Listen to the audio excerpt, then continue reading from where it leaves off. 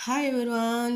Winter సీజన్‌లో పెరుగు తినమంటే అస్సలు ఎవ్వరు తినరు. అలాంటప్పుడు ఇలా మజ్జిగ పులుసు చేసి పెడితే చాలా అంటే చాలా ఇష్టంగా తింటారు. అందుకోసం ఇంట్లో ఉన్న పెరుగుని వాటర్ పోసి మజ్జిగలా చిలికేసుకొని పక్కన పెట్టుకోవాలి. తర్వాత పోపు దినుసులన్నీ పక్కన పెట్టుకోవాలి. ఉల్లిపాయలు, పచ్చిమిరపకాయలు, ఎండుమిర్చి, కరివేపాకు, వెల్లుల్లిపాయ రెమ్మలు, పోపు దినుసులు ఇవన్నీ కూడా పక్కన పెట్టుకొని స్టవ్ ఆన్ చేసి కళాయి పెట్టి కళాయి వేడెక్కాక 1 స్పూన్ ఆయిల్ వేసి ఆయిల్ వేడెక్కాక పోపు దినుసులు వేసి ఫ్రై చేయాలి. ఇవి బాగా ఫ్రై అయిన తర్వాత 3 ఎండుమిర్చి వేసి ఫ్రై చేయాలి.